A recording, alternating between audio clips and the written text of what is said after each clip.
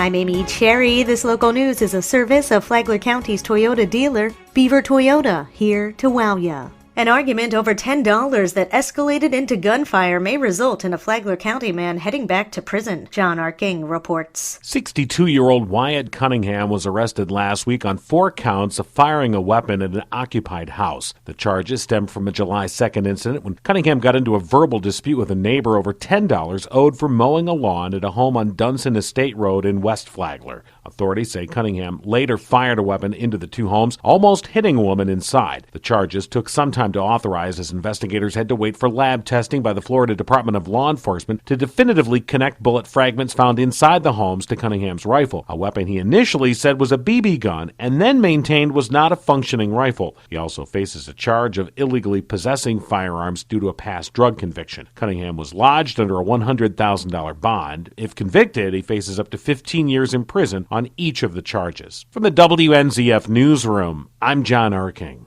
This portion of Flagler's Morning News brought to you by the Daytona Beach International Airport, Delta Airlines nonstop to Atlanta, and now nonstop service to New York City via American Airlines.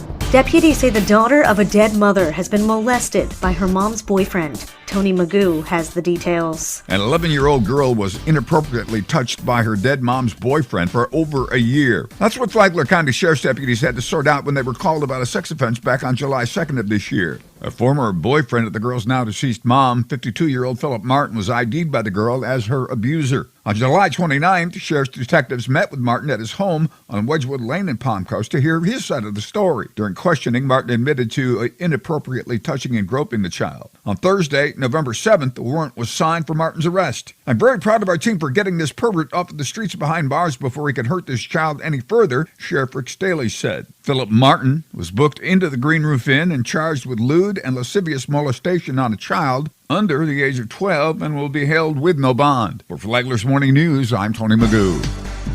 100 concerned citizens turned up to a meeting on a new development plan for Flagler Beach. The Gardens off John Anderson Highway is slated to be a mixed-use community on an 825-acre site, but just how many homes are coming there remains to be seen. Preserve Flagler Beach held the meeting. The group was opposed to the initial specs for the project, which called for 8,000 homes. They said it would ruin their small-town feel.